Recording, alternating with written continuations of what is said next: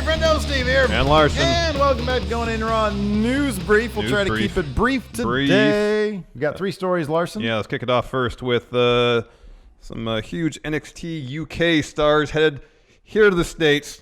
Work NXT Prime. This is from PW Insider. Quote, Pete Dunn. Pete Dunn. Pete Dunn is in the process of moving to the United States full-time, so expect him to be a big part of WWE NXT going forward. So, not a huge surprise. He's already showed up on NXT TV several times. He was just at the last takeover, challenging for the North American title. He says his goal to win that belt at some point. We'll see if that happens. Was he in the first War Games or the second War Games? Second.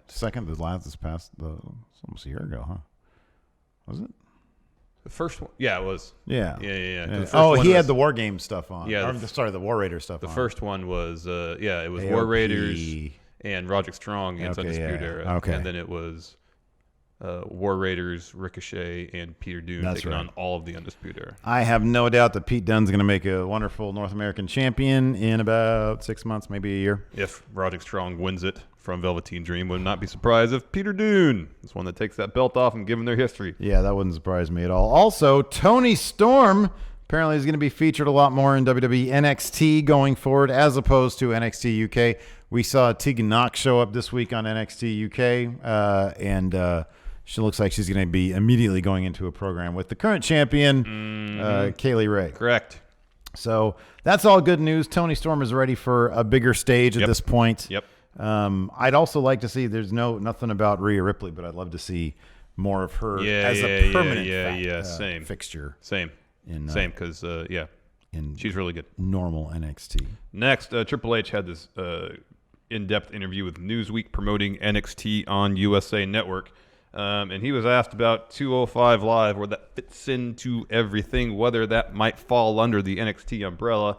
This is the way to say, Steve, you want to read Triple H voice? It's pretty short. You'll start to see 205 begin to. I think it's always existed as an island unto itself a little bit, and it's become lost in this limbo. You'll begin to see it move more towards the NXT banner and the talent there. We have a lot of talent. For them to begin to compete, either open against anyone or in the cruiserweight division, but have that title sit under the NXT brand is more meaningful.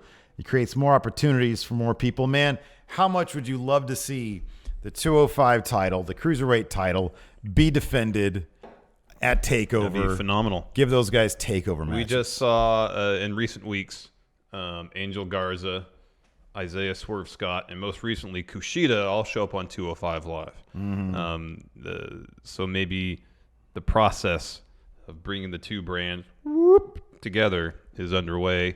It would be great to give 205 Live the audience it deserves, namely put on those amazing matches at Full Sail. Mm-hmm. And it'll allow NXT to kind of fatten up their USA broadcast to 2 hours. Mm-hmm. I mean, there's plenty of storylines they already got going. There's plenty of talent in NXT. They don't necessarily need to rely on that. It just seems like a perfect marriage. Have the cruiserweights in a venue in front of a crowd that befits the quality matches they're putting on a regular basis. And it allows NXT to bring us new talent to help fill out 2 hours of television. It would also, the one thing that NXT sort of has, not a lot of, is like really good tag teams. And a lot of the 205 guys, obviously on that show, they work a lot of tag matches. So they already have a couple of built-in tag teams that could be ready to go. Akira Tozawa, Brian Kendrick. Lucha House Party. So any number of teams could Singh fit Brothers. in there. The Singh Brothers, of course. Who can forget them? So, no, I think this is great. I think, look, 205, it's kind of interesting to me, especially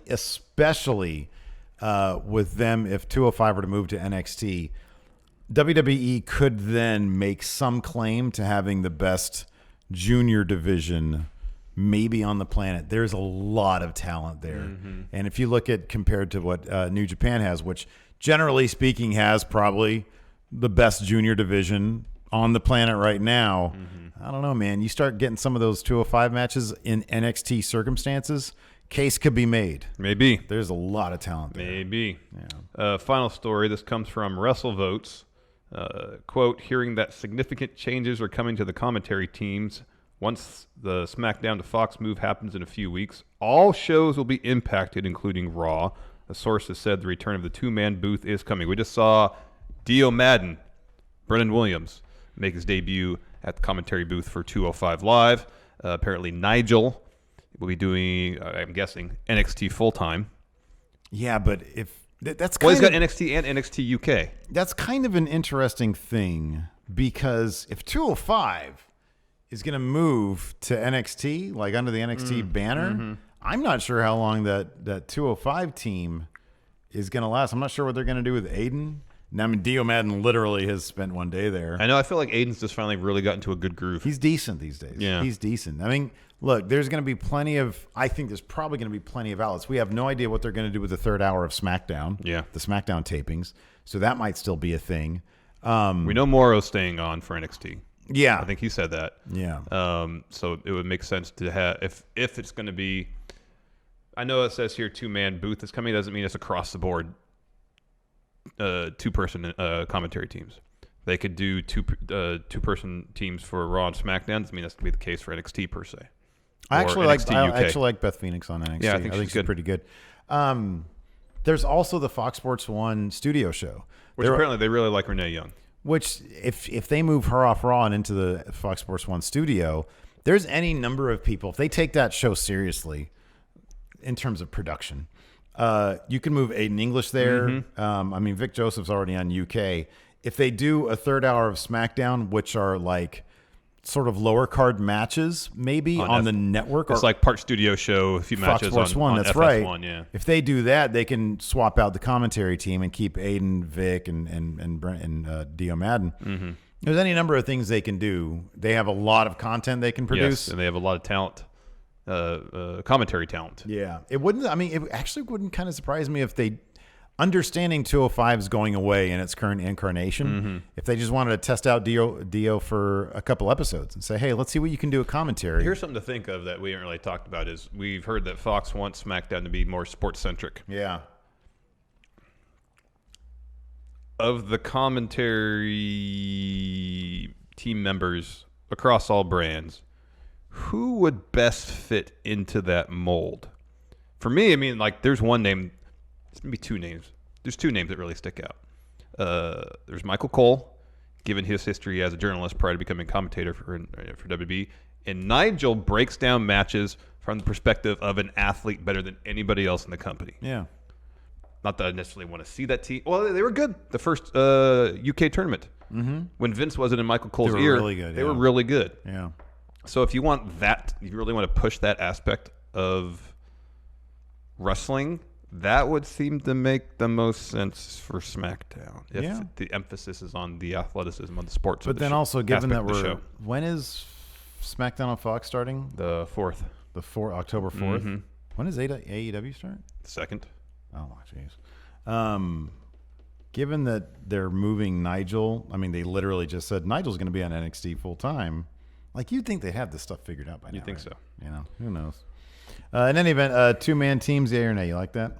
I'm fine with it. Yeah, I'm fine with it too. I'd like Michael Cole. If Michael Cole's going to stay on Raw, wherever he goes, I'd like to see more of the UK tournament Michael Cole than Michael Cole on Raw as he is now. Because now he's so corporate, and then he does stuff like, I don't know, it's boss time. Yeah, I can't stand that stuff. Well, I wonder how much of that is Probably a lot. Vince in his ear. Probably a lot. I really like Todd Phillips, and I like Corey Graves a lot. And they're great together. And they're really great together. But Nigel really is. Nigel's the diamond of them all. He really is. He's so damn good. He's so good. He's so good. Talking about how moves affect certain ligaments and various muscles and knowing the names of the muscles. Yeah. It's really good. All right, man, let's book it now. Raw, what's your 2-man commentary team? Tom Phillips and Corey Graves. SmackDown, who's your commentary Michael team? Cole and Nigel McGuinness. That's a good one. NXT, who's your commentary team?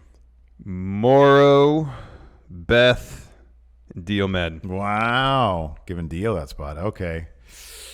I don't know, man. I'm going to have Nigel do double duty. He'll do SmackDown and NXT. All right. Everything you just said, except instead of Dio, just keep NXT the way it is. It's too good. Yeah. Nigel's, and that's where the real wrestling happens anyways. And then Fox Sports 1 studio show hosted You got by Renee Young. You can have Aiden English in there. And then and Daniel Bryan, of course. Of course. Because you got to have the Talking Smack Yeah, people in there. I know. Exactly. Anyways. There you go. We did it. Yeah. That's your news brief for the day. Be sure to hit that subscribe button. Till next time, we'll talk to you later. Goodbye.